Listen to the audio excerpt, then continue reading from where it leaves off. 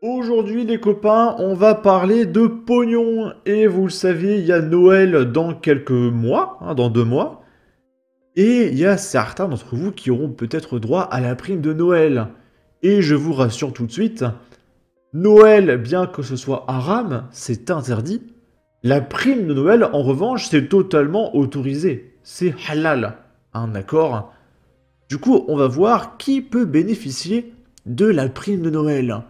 À votre avis, est-ce que c'est ceux qui bossent? Ceux qui travaillent mais qui ont un faible salaire? On va vérifier ça. On est sur BFM TV. Qui peut obtenir la prime de Noël? La prime de Noël, versée par la CAF ou la MSA, est destinée aux bénéficiaires de l'allocation de solidarité spécifique, l'AS, ou du revenu de solidarité active, le RSA. Elle ne concerne pas ceux qui perçoivent uniquement la prime d'activité ou l'allocation adulte handicapé. Donc ça veut dire que si vous êtes handicapé, que vous ne pouvez pas travailler, ou que vous travaillez et que vous avez une prime d'activité, vous n'aurez pas droit à la prime de Noël. En revanche, si vous êtes un énorme branleur et que vous êtes au RSA, là, vous aurez la prime de Noël, il n'y a aucun problème. Voilà. La prime de France Travail. France Travail attribue également une prime de Noël, baptisée une aide exceptionnelle de fin d'année à certains allocataires. Les personnes concernées sont les bénéficiaires de l'aide à la création ou à la reprise d'entreprise, de l'allocation équivalent retraite, de la prime forfaitaire pour la reprise d'activité ou de la prime transitoire de solidarité. Donc en gros, si vous êtes au chômage et que vous voulez lancer une petite entreprise, voilà, vous déclarez une entreprise, vous êtes au chômage et là, hop, prime de Noël. Par contre, si vous travaillez, vous n'aurez droit à rien. Je vous le dis tout de suite. Si vous voulez ces primes, il faut quitter votre travail. Je rappelle en France qu'il faut ne pas travailler pour avoir un max de thunes. Je rappelle aussi, à la retraite, si vous avez cotisé toute votre vie, vous aurez une retraite de merde. Mais, si vous n'avez rien foutu de toute votre vie et que vous n'avez pas de retraite, vous aurez droit à l'ASPA. L'ASPA, c'est pour ceux qui n'ont jamais rien foutu de leur vie, vous aurez droit à 900 € de retraite par mois. Voilà. Donc arrêtez tout ce que vous faites. Il faut être une feignasse dans ce pays pour vivre décemment. Ok. Non, car je travaille, je me lève tôt le matin, je gagne juste assez pour vivre difficilement sans toucher un seul centime de l'État. Donc non, je ne vis pas avec l'argent des autres, sans honneur et sans fierté. Pourquoi donner cette prime à des personnes qui ne fêtent pas Noël? Comme beaucoup de Français, je fais partie de ceux qui payent pour que d'autres profitent. Non pas que je sois contre la solidarité, mais quand elle semble virer à l'injustice, cela pose question. Et non, j'ai toujours travaillé. Est-ce que ce sont les catholiques croyants et pratiquants qui touchent cette prime pour enrichir le capital de 500 €? Un nouveau téléphone, une nouvelle TV, merci qui? Ensuite, là, on va parler d'un truc que je connaissais pas. C'est les frontaliers. Donc les frontaliers, ce sont ceux qui, par exemple, bossent en Suisse, mais vivent en France. Et du coup, ils vont travailler à la frontière dans le pays d'à côté. Comme ça, ils ont plein d'argent, ils sont beaucoup moins taxés, et ils arrivent en France avec plus de pouvoir d'achat. Mais on apprend dans ce reportage de France 2 que quand tu travailles, tu as des cotisations chômage, assurance maladie, etc. Mais vu qu'il travaille en Suisse, son employeur, il est en Suisse. Et donc, il paye ses cotisations pour la Suisse.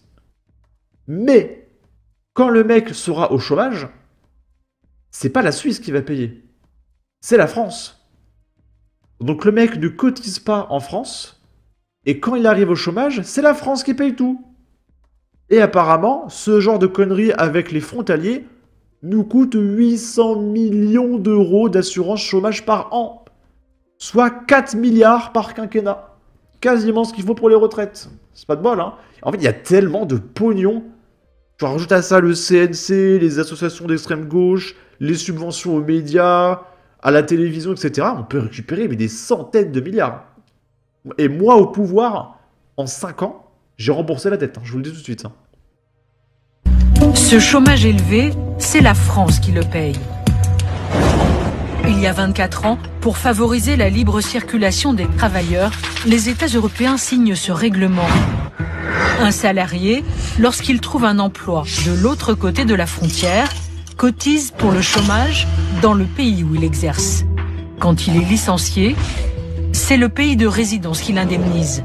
En compensation, la France ne récupère qu'une toute petite partie des cotisations. Pour certains, les indemnités atteignent des records. Julien, 48 ans, arrive en fin de droit. Bientôt 2 ans qu'il cherche du travail. Responsable marketing à Genève, il gagnait l'équivalent de 15 000 € bruts par mois. On n'a pas l'habitude de ce genre de sommes. C'est quand même des sommes qui sont assez éloignées de ce qu'on peut connaître en France. C'est un peu déconcertant au départ. Pour vous donner une indication, j'ai doublé en m'installant ici. Quand sa société le licencie, son chômage s'élève à 6 795 € par mois, à la charge de la France, alors qu'il cotisait en Suisse. Alors c'est mon bulletin de salaire suisse. Il y a 2 lignes sur lesquelles on peut porter notre attention. C'est les primes AC qui correspond à l'assurance chômage. Donc première ligne 135 francs 85 et AC2, deuxième ligne de 20 francs 50. Nous avons fait les calculs. En 2 ans, l'Unédic lui aura versé 100 000 € d'indemnité, quand la Suisse, elle, n'aura remboursé que 18 000 € au titre des cotisations payées par Julien. La Suisse y gagne puisque aujourd'hui c'est la France qui paye mon indemnisation chômage. Donc je pense qu'il serait logique que ce soit le pays dans lequel on travaille, dans lequel on a cotisé, qui supporte le coût du chômage pour un travailleur frontalier. Un déséquilibre insupportable selon l'Unédic, qui rend public des chiffres chocs. Les 70 000 frontaliers au chômage coûtent à la France 800 millions d'euros chaque année. 800 millions, c'est énorme. C'est extrêmement préjudiciable pour l'Unédic, surtout que ça se reproduit chaque année. Finalement, tout cumulé depuis que les accords internationaux européens ont été signés, c'est 9 milliards qui nous manquent aujourd'hui. C'est colossal. Et pourquoi on s'en occupe pas ? Depuis 2016, pour rééquilibrer les comptes, la France tente de faire modifier le fameux règlement européen. Un accord provisoire a même été conclu en 2019 pour que le chômage du frontalier soit payé par le pays d'emploi et non par celui où il réside.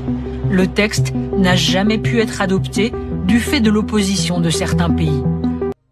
Évidemment que les pays s'y opposent.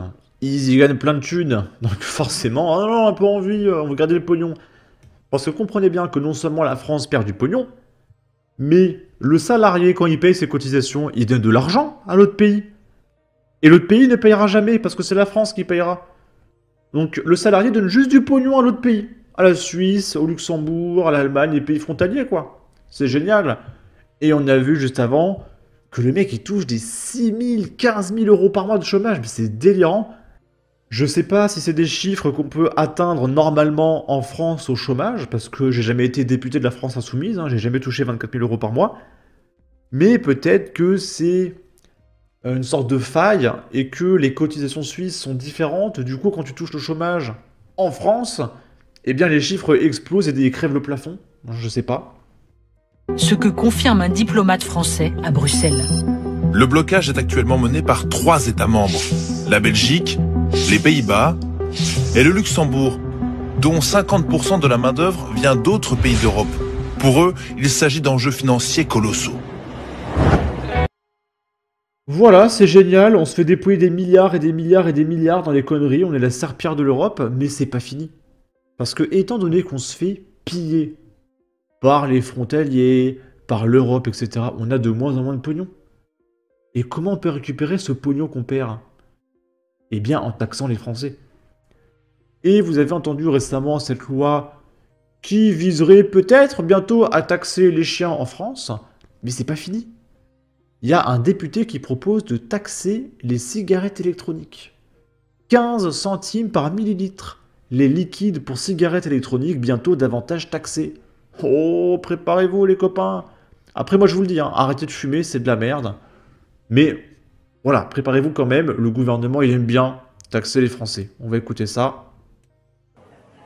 15 centimes d'euros supplémentaires par millilitre sur les liquides de vapotage. Voilà ce que propose un député pour le budget 2025. Une taxe qui pourrait pénaliser 3,5 millions de vapoteurs en France. Ça changerait pas grand-chose, je serais surtout moins riche, mais je consommerais toujours pareil. C'est toujours moins cher que les cigarettes normales, c'est mieux pour la santé, puis on est content. Par exemple, le flacon de 10 millilitres pourrait subir une augmentation. C'est mieux pour la santé, il dit le monsieur. Non.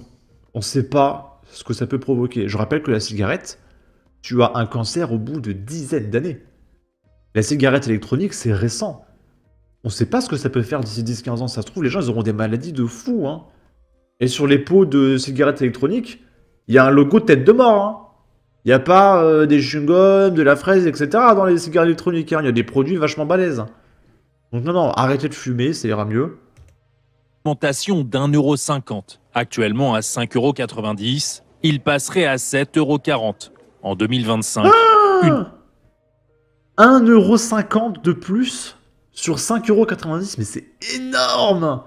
C'est quoi, c'est 25% de hausse?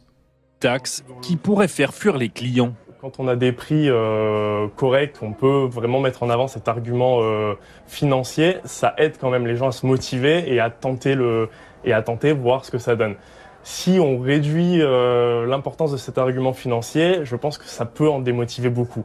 La mesure est dénoncée par certains tabacologues qui, selon eux, va à l'encontre de la lutte contre le tabac. C'est un moyen assez efficace pour un certain nombre de fumeurs pour abandonner leur consommation.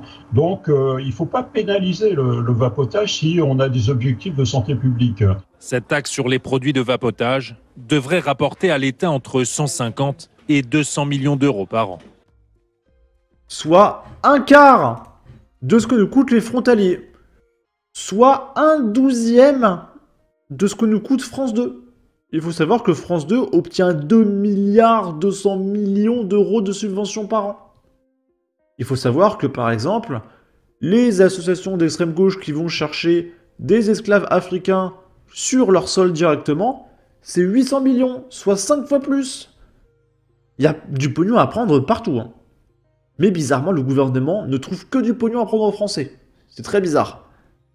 Sur ce, n'hésitez pas à donner votre avis, votre opinion, à partager, liker, commenter, ça aidera au référencement de la vidéo sur YouTube.